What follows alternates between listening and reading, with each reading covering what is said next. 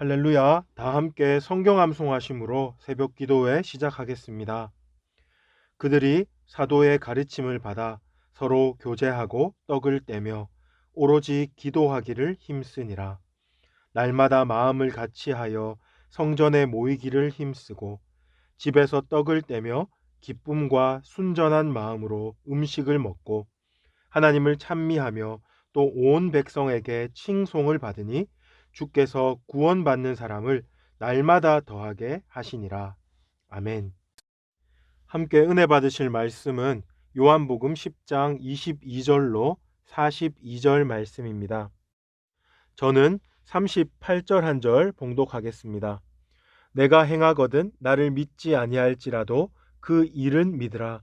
그러면 너희가 아버지께서 내 안에 계시고 내가 아버지 안에 있음을 깨달아 알리라 하시니. 아멘. 오늘 본문은 계속해서 양과 목자에 대해서 다루고 있지만 시간적 배경은 수전절로 바뀝니다.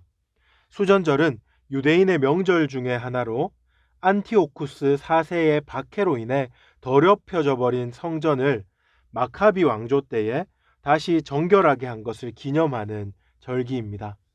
그래서 매년 수전절이 되면 유대인들은 8일 동안 하나님께 제사를 드리고 악기를 동원해서 찬양하면서 다시 성전 제사를 드릴 수 있게 은혜 베풀어 주신 하나님께 감사하는 축제를 벌입니다.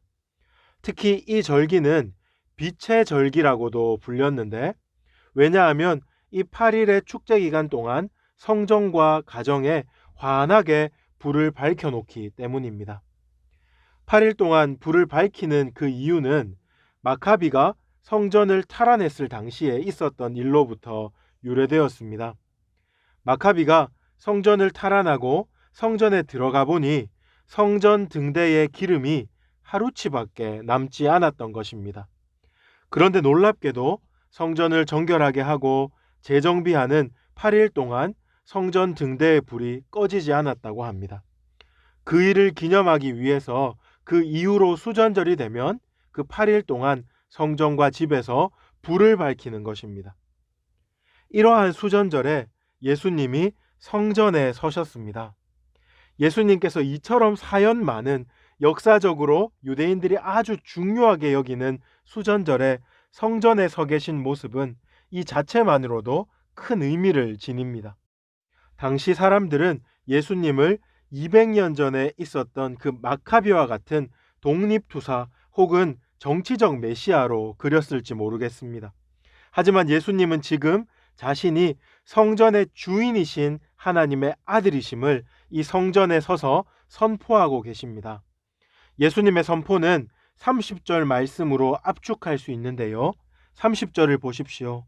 30절에 나와 아버지는 하나이니라 라고 예수님이 말씀하고 계십니다. 이 말씀은 자칫 오해하면 예수님 자신이 지금 내가 하나님이다 라고 말하는 것으로 들릴 수 있습니다. 우리가 일반적으로 삼위일체론적으로 생각할 때 예수님이 곧 하나님이시라는 말은 아주 틀린 것은 아닙니다. 하지만 좀 더 엄격하게 구분했을 때 지금 예수님은 자신이 하나님의 본질과 같다라고 말씀하시는 것이 아닙니다. 자신은 하나님의 아들 곧 성자로서 하나님 아버지께서 시키시는 일을 하고 있고 하나님의 능력으로 그 일을 온전히 수행하고 있음을 말씀하고 계시는 것입니다.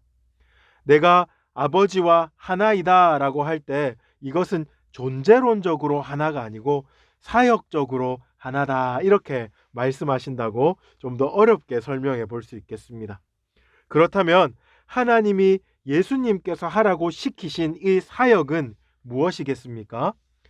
28절과 29절에 그 사역에 대해서 분명하게 예수님께서 말씀하시는데요. 한번 보십시다. 28절입니다. 내가 그들에게 영생을 주노니 영원히 멸망하지 아니할 것이요 또 그들을 내 손에서 빼앗을 자가 없느니라. 그들을 주신 내 아버지는 만물보다 크심에 아무도 아버지의 손에서 빼앗을 수 없느니라. 하나님이 예수님께 맡기신 그 사역은 바로 하나님께서 맡기신 자들을 구원으로 인도하는 것이었습니다. 그런데 이 인도하심에 있어서 단지 구약의 선지자들처럼 백성을 책망하고 권면해서 하나님 말씀 앞으로 데리고 오는 정도의 수준이 아니고 친히 영생을 주시고 그들의 영혼을 살리시는 하나님의 아들로서의 사역을 하나님께서 예수님께 맡기신 것입니다. 그런데 이렇게 예수님께서 자신이 하나님의 아들이라는 사실을 끊임없이 말씀하시는데도 불구하고 유대인들은 놀랍게도 또한 끊임없이 네가 누구냐, 네가 그리스도냐라고 반복적으로 묻고 있습니다. 왜 이런 일이 일어납니까? 유대인들의 입장에서는 예수님께서 단도직입적으로 내가 그리스도다라고 말해줬으면 좋겠는데 자꾸만 빙빙 돌려서 말한다고 생각하고 있습니다. 그러나 이것은 사실이 아닙니다. 그들이 예수님을 믿을 마음이 없고 예수님을 죽일 마음만 가득했기 때문에 예수님 자신이 내가 그리스도라고 내가 하나님의 아들이라고 아무리 말해도 그들은 온전히 알아듣지 못했던 것입니다. 계속되는 말씀을 보시면 정말로 그들은 믿을 마음이 없었습니다. 예수님이 30절에서 나와 아버지는 하나이니라 라고 말씀했을 때 그들은 그 말씀의 뜻이 무엇인지 이해하려고 하기도 전에 손에 돌멩이를 들었습니다. 그리고 예수님이 신성 모독을 했기 때문에 반드시 돌로 쳐 죽여야 한다고 분노하고 있습니다. 32절을 보십시오. 유대인들이 대답하되 선한 일로 말미암아 우리가 너를 돌로 치려는 것이 아니라 신성 모독으로 인함이니 네가 사람이 되어 자칭 하나님이라 함이로다. 분노에 차서 손에 돌을 든 이 사람들, 자신들이 정당한 이유로 분노하고 있다고 확신에 찬 그들 앞에서도 예수님은 결코 몸을 피하지 않으십니다. 오히려 주님은 말씀으로써 그들의 편협함을 드러내시며 자신의 정당함을 입증하십니다. 여기서 예수님은 무엇이라고 말씀하십니까? 34절에 보십시오. 예수님께서 이르시되 너희 율법에 기록된 바 내가 너희를 신이라 하였노라 하지 아니하였느냐 라고 하십니다. 이 말씀은 예수님께서 시편 86편을 인용한 것인데요. 시편 86편에서 시인은 하나님께서 세상의 군왕들에게 신이라는 이름을 주셨다라고 노래합니다. 이어지는 이 예수님의 말씀을 보면 예수님께서는 이렇게 설명하고 있습니다. 너희가 하나님께서 세상 군왕들에게 신이라는 이름을 주셨다는 것은 인정하면서도 하나님께서 친히 보내신 예수님 그 자신이 나는 하나님의 아들이다 라고 말하는 것은 어찌 신성모독이라 하는가 이렇게 되물으시는 것입니다. 그러면서 그들의 편협한 사고를 깨뜨리십니다. 이는 그들이 눈을 열고 객관적으로 하나님의 말씀 그리고 예수님을 볼 것을 종용하는 것인데요. 만일 예수님이 하나님의 뜻을 행하지 않고 있다면 하나님이 보내신 자가 아니겠지만 예수님이 하시는 모든 일이 하나님 뜻에 부합한다면 하나님께서 보내신 하나님의 아들이심을 믿어야 하지 않겠느냐고 예수님은 주장하고 계시는 것입니다. 이러한 예수님의 말씀에 그들은 한마디도 대답하지 못했습니다. 또한 예수님께 아무런 위해도 가할 수 없었습니다. 논리적으로 예수님을 이길 수 없었을 뿐만 아니라 하나님께서 예수님을 지켜주셨기 때문에 그들은 예수님을 죽일 수 없었던 것입니다.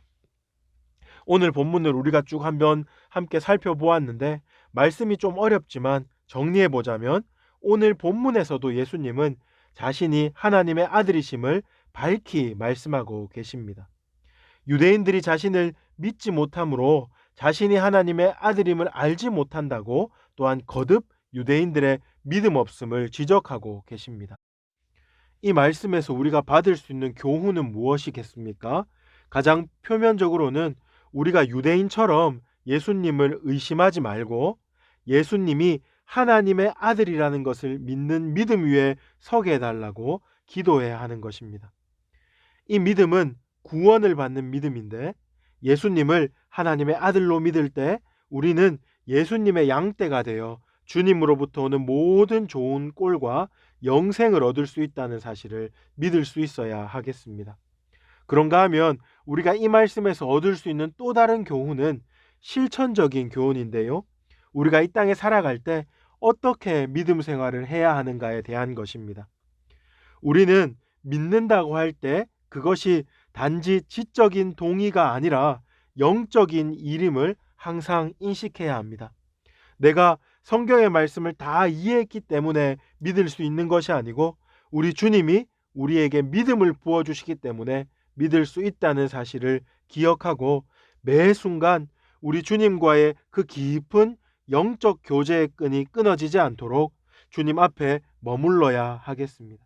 우리가 예수님과 깊은 영적인 교제의 끈을 이어나갈 때 우리는 하나님 안에 있는 풍성한 생명력을 누릴 수 있다는 것, 그것을 반드시 기억할 수 있기 바랍니다. 또한 예수님의 그 말씀이 내 지식과 내 감정과 내 의지를 장악하는 것, 그것이 믿음이라는 사실을 기억합시다.